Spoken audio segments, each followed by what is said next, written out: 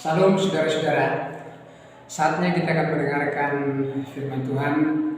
Untuk itu mari terlebih dahulu kita berdoa. Bapa kami yang di surga, kami mengucap syukur kepadamu Tuhan. Engkaulah kami yang baik, Allah yang perkasa. Terima kasih kalau pada pagi hari ini Engkau dapat mempertemukan kami di tempat ini sebulan sekali. Terima kasih atas segala sesuatu yang sudah kami lakukan dalam satu bulan ini Tuhan. Dan hari ini, saat ini kami dapat berkumpul di tempat ini untuk mendengarkan firman-Mu. Tuhan, kami rindu akan firman-Mu. Biarlah firman-Mu itu sungguh-sungguh mengubahkan kehidupan kami Tuhan. Terima kasih, terima kasih. Ini saatnya kami akan berdiam diri untuk mendengarkan firman-Mu. Oleh karena itu berkata-katalah ya Tuhan, supaya sungguh-sungguh firman-Mu itu dapat tumbuh, berurat, berakar, dan pada waktunya kami dapat melakukannya dalam kehidupan kami, sehingga kehidupan kami semakin menyenangkan di nama Tuhan. Terima kasih Tuhan, terima kasih. Kami mengucap syukur di dalam nama Tuhan kami Yesus Kristus, Tuhan dan Juru Selamat kami. Haleluya, amin. Salam saudara-saudara. Perkenalkan, nama saya Sir Ginting. Barangkali kalian sudah pernah melihat ataupun mendengar ataupun mengenal begitu ya. Dan ini kali pertama saya mendapatkan kesempatan untuk menyampaikan kebenaran firman Tuhan di tengah-tengah kita. Tema firman Tuhan yang saya ambil pada pagi hari ini itu adalah roh yang menyala-nyala. Roh yang menyala-nyala. Nah, anak-anak dan saudara-saudara sekalian, pernahkah kalian melihat kebakaran? Apakah itu kebakaran rumah, kebakaran hutan, ataupun kebakaran apa saja? Kalau kita perhatikan, maka pada waktu terjadi kebakaran itu, maka api melalap segala sesuatu, ya. Api itu menghanguskan, menghancurkan segala sesuatu, dan asapnya mengepul demikian luar biasa, apinya bergelora demikian biasa, nah sehingga biasanya tidak ada lagi yang tertinggal. Nah, itu api saudara-saudara yang sangat luar biasa sekali. Nah, di dalam firman Tuhan ya, bahwa api itu menggambarkan roh Allah yang menyala-nyala yang dapat melakukan sesuatu, melakukan segala sesuatu. Roh yang menyala-nyala itu menggambarkan semangat, menggambarkan antusias, menggambarkan sukacita, menggambarkan kekuatan ataupun power, ya, kekuatan power sedemikian rupa.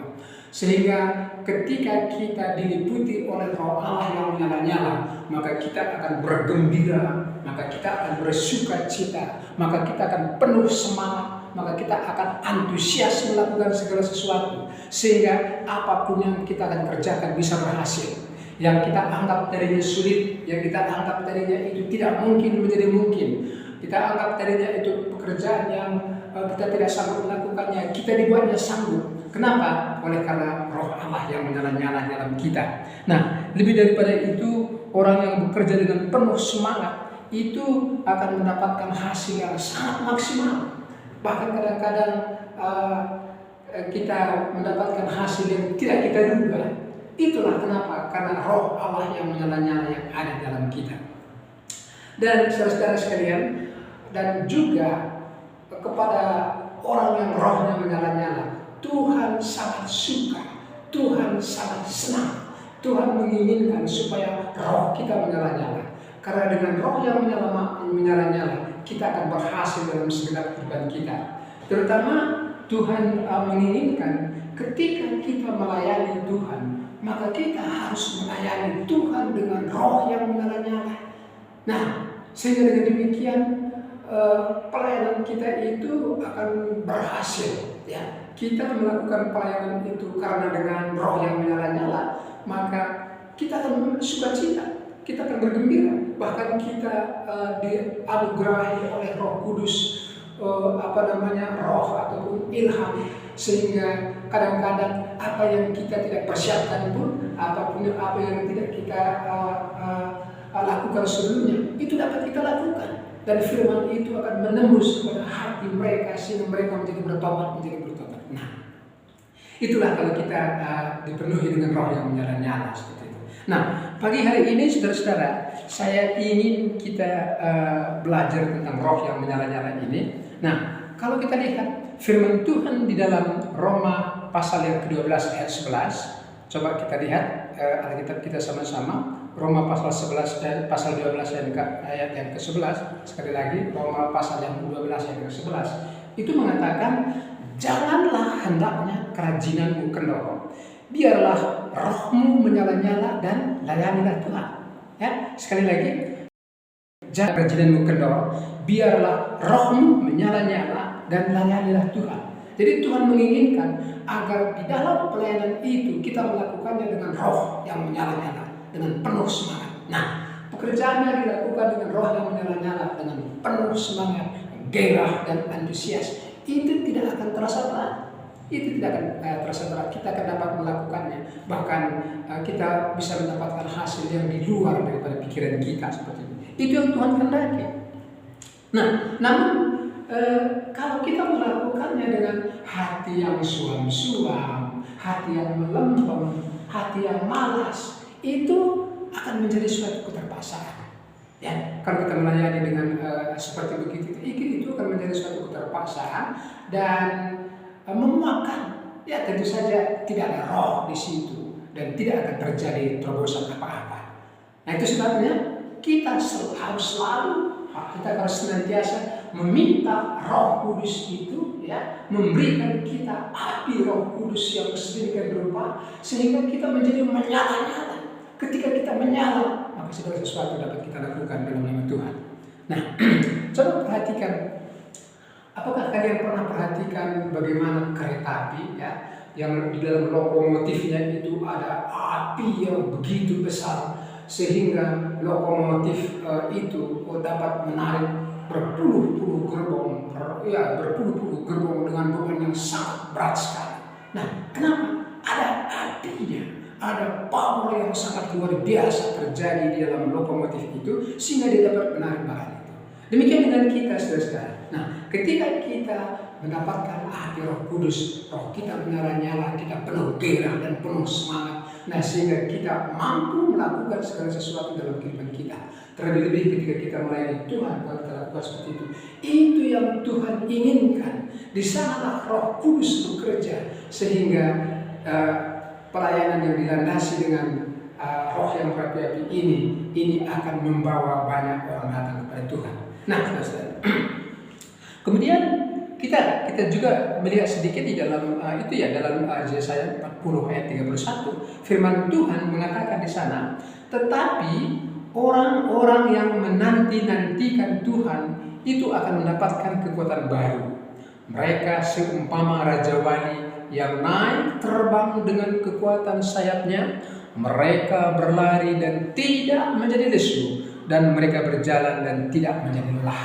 Nah, kalian pernah perhatikan raja wali?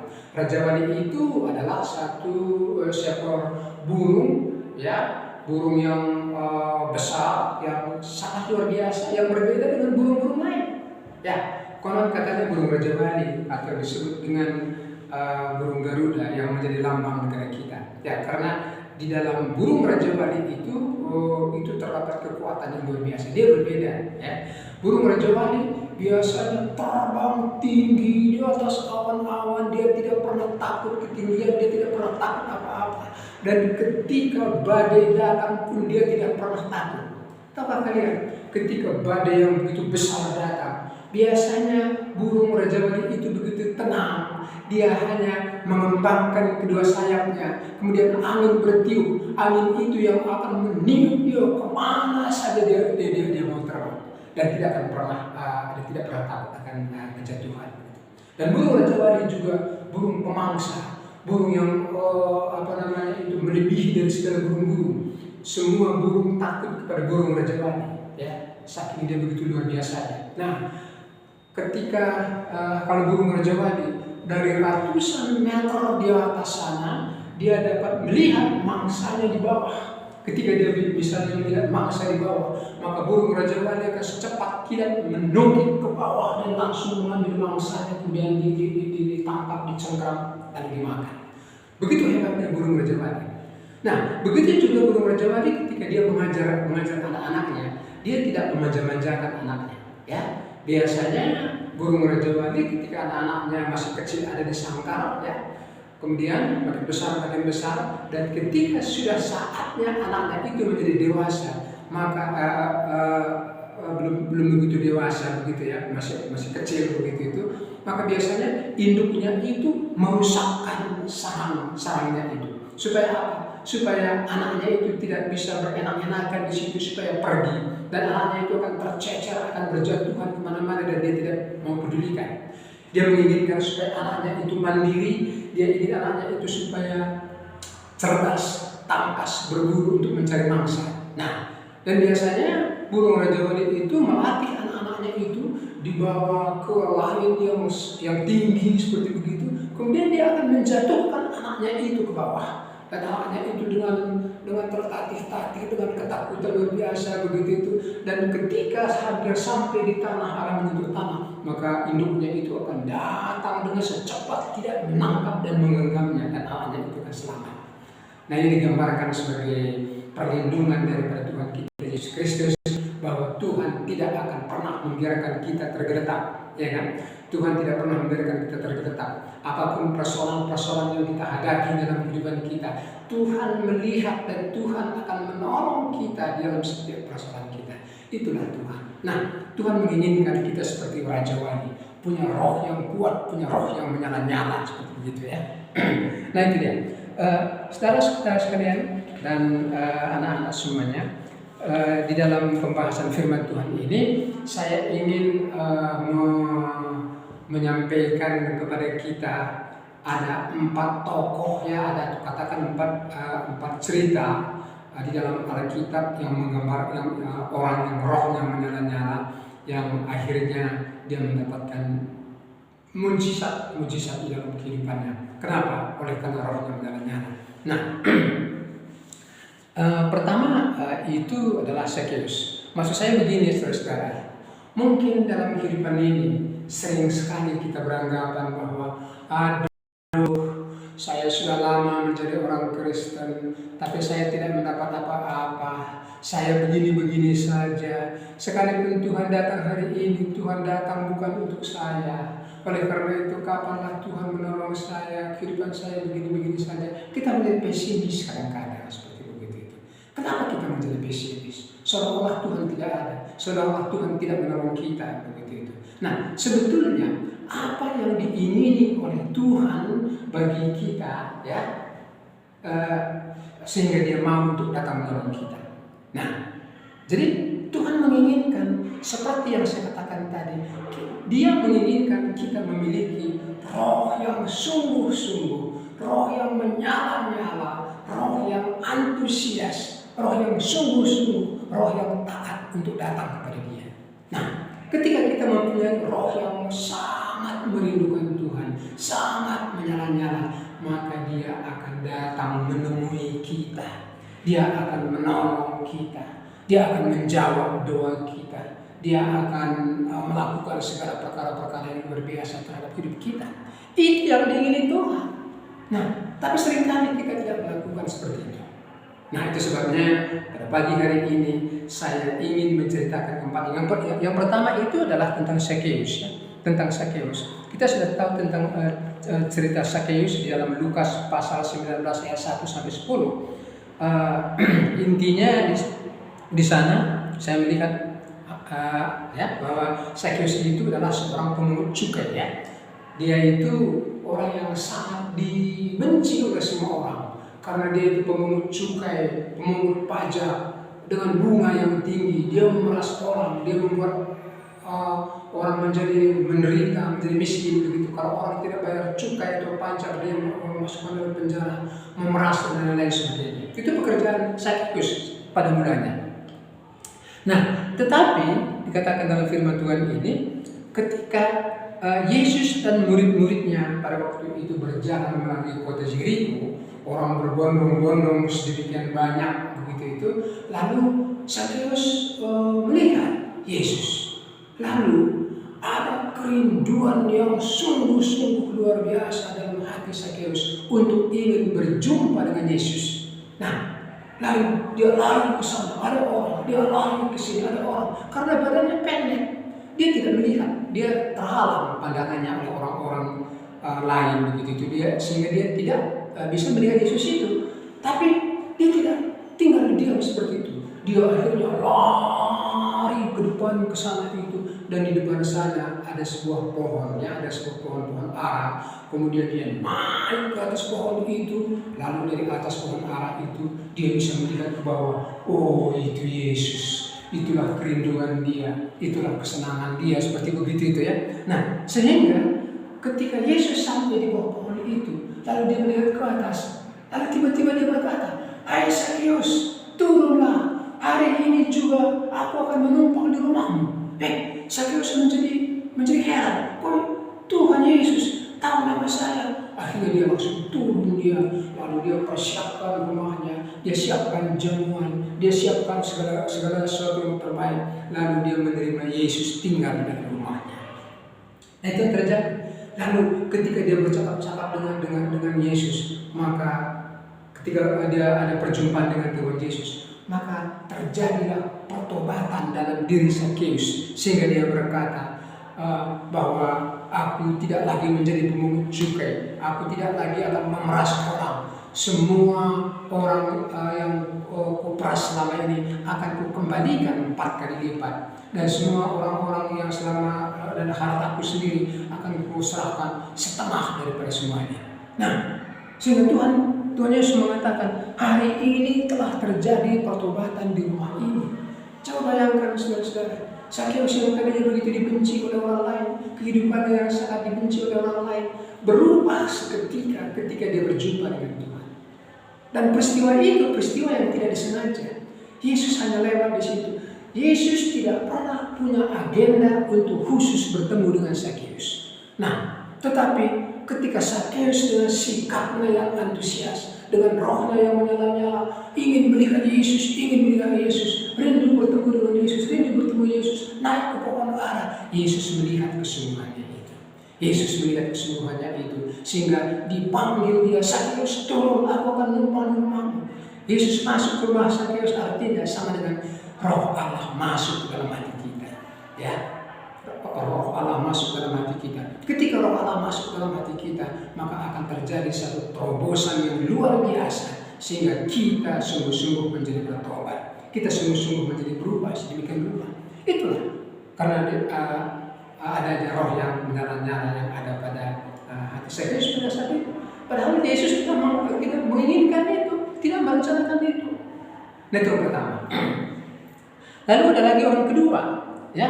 Kalau kita lihat nanti pada Markus pasal 7 ayat 24 sampai 30, itu di sana ada perempuan Syro-Fenisia, ya. Kalian tahu, perempuan Syro-Fenisia, ya, bangsa Syro-Fenisia itu adalah bangsa Yunani, bukan bangsa Yahudi, bukan bangsa Tuhan, ya.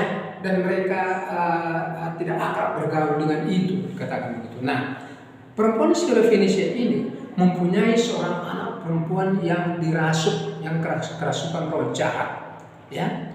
Dia sudah datang ke sana ke sini dan tidak pernah ada hasil apa-apa. Lalu ia datang kepada Yesus. Perhatikan, orang yang tidak percaya Yesus, bangsa Fenisia, ya, Syro-Fenisia, ya, bangsa Yunani yang tidak percaya kepada Tuhan Yesus, datang kepada Tuhan Yesus dan bersujud di kakinya, bersujud di kaki Tuhan, ya, dan dia meminta kepada Yesus supaya Yesus mau untuk mengusir roh jahat yang dari anaknya itu. Itu keinginan, ada keinginan, padahal dia tidak percaya Yesus, tidak percaya Yesus tapi dia datang kepada Yesus dan meminta supaya anaknya itu disembuhkan dari roh jahat itu. Nah, ya mungkin apa kata Yesus, tolonglah sembuhkan anakku yang dirasuk oleh roh jahat seperti itu. Coba lihat apa yang dijawab oleh Yesus. Apakah Yesus mengatakan, "Ya, saya sembuh dengan sedemikian gampang"? Oh tidak, saudara, tidak seperti begitu. Jawab Yesus katanya dengan perumpamaan, dikatakan, biarlah, apa katanya itu? Biarlah anak-anak kenyang dahulu. Ataupun sebelumnya dikatakan begini, "Aku datang hanya kepada kaum Israel," atau Dia mau mengatakan begini, Tuhan Yesus hanya datang kepada anak-anak Tuhan, kepada kaum Israel, atau barangkali hanya datang kepada orang Kristen seperti begitu. Nah, sehingga dikatakan lanjutannya begini. Nah, biarlah anak-anak kenyang dahulu, katanya itu, sebab tidak patut mengambil roti yang disediakan bagi anak-anak dan melemparkannya kepada anjing. Nah, anjing katanya itu. Yesus mengatakan perempuan virus Venesia itu adalah anjing seperti begitu.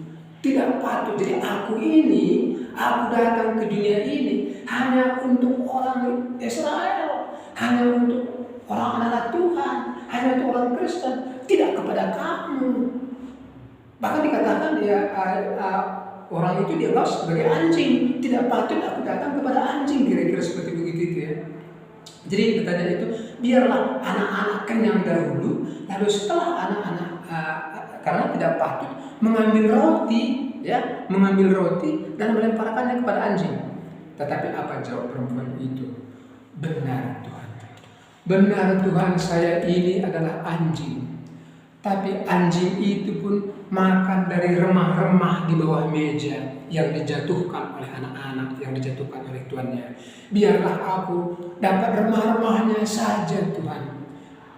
Jadi biarlah aku mendapat sedikit saja. Aku percaya bahwa anakku pasti sudah disembuhkan. Perhatikan iman daripada perempuan Syro-Fenisia ini. Jadi aku memang tidak layak untuk datang kepada Tuhan. Tapi sedikit saja Tuhan, remah-remahnya saja pun gak apa-apa. Itu cukup untuk menyembuhkan anakku yang sedang dirasuk oleh setan itu. Kira-kira seperti begitu itu. Nah, sehingga Tuhan Yesus menjadi heran. Ya, dia menjadi heran. Nah, sehingga apa katanya? Kata Yesus kepada perempuan itu, karena kata-katamu itu, pergilah. Sebab setan itu sudah keluar dari anakmu. Nah, dan apa? Perempuan itu pulang dan didapatinya anaknya tadi sedang tidur dan setan itu sudah keluar dari anaknya. Mujizat luar biasa terjadi. Perhatikan, oleh karena kerinduan, oleh karena kesungguhan, sekalipun dihina, dicaci oleh Tuhan Yesus sendiri, mengatakan dia adalah anjing, tidak apa-apa. Tapi aku rindu berjumpa dengan Engkau karena aku tahu Engkau juru selamat, Engkau maha kuasa, Engkau dapat melakukan segala sesuatu. Nah begitu saudara. Jadi seharusnya memang kita di dalam ibadah kita harus memiliki roh yang seperti ini, roh yang menyala-nyala, roh yang sangat rindu sekali untuk berjumpa dengan Tuhan dalam hadiratnya. Maka pasti kita akan dapatkan. Nah, ada banyak hal seperti itu yang terlihat dalam kita. Nah, kita lihat lagi beberapa lagi dari Markus pasal 10 ya. Markus pasal 10 ayat 46 sampai 52. Di situ ada juga cerita tentang Yesus yang menyembuhkan Bartimeus. Kalian tahu siapa itu Bartimeus? Bartimeus adalah pengemis buta. Sudah pengemis buta lagi. Ya. Nah, itu terjadi ketika Yesus, murid-murid dan banyak orang-orang berbondong di kota Jeriko. Nah, lalu tiba-tiba datanglah Bartimeus itu, lalu dia berseru, Yesus anak Daud, kasihanilah aku. Yesus anak Daud, kasihanilah aku. Saking dia rindunya datang kepada Tuhan itu. Bahkan orang-orang banyak di situ itu melarang dia, hei, jangan kamu panggil Yesus, jangan kamu teriak-teriak. Di situ itu pergi. Nah, diusir orang, tidak boleh. Nah, tapi apa yang dilakukannya? Semakin dia dilarang, semakin keras dia berteriak sampai dia katakan, Yesus anak Daud, kasihanilah aku. Yesus anak Daud, kasihanilah aku. Sehingga apa yang terjadi? Lalu Yesus bilang kepada murid-muridnya, siapa itu? Panggil. Nah, lalu ketika dia dipanggil, dia melepas jubahnya dan dia bersujud. Lalu ditanya oleh Tuhan Yesus, apa yang kau inginkan aku berbuat bagimu? Yesus berkata, kemudian dia jawab, Rabuni, artinya guru, Rabi. Rabuni, katanya seperti begitu, supaya aku dapat melihat supaya aku dapat melihat, maksudnya supaya mata aku dicelikkan, seperti begitu kan. Lalu apa kata Yesus? Yesus berkata kepadanya, pergilah, imanmu telah menyelamatkan engkau. Dan pada saat itu juga melihatlah dia. Lalu akhirnya dia mengikut Yesus. Luar biasa, saudara. Ini semua adalah orang-orang yang memiliki roh yang menyala-nyala, orang yang memiliki roh yang antusias, yang penuh semangat, yang sangat merindukan kedatangan Tuhan. Sekali lagi, milikilah roh yang menyala-nyala seperti orang-orang ini. Atau apakah kita juga pernah mendengar ya Yesus menyembuhkan seorang perempuan sakit pendarahan? Nah, itu ada pada Markus pasal 5 ayat 25 sampai 34. Ya, dikatakan bahwa ada seorang perempuan yang sakit pendarahan yang sudah 12 tahun lamanya, sudah dihabiskannya segala harta bendanya untuk berobat seperti begitu itu, ke tabib sana, ke tabib sini, tidak sembuh, sudah habis semuanya itu. Nah, sehingga ya pada suatu hari dia mendengar tentang Yesus.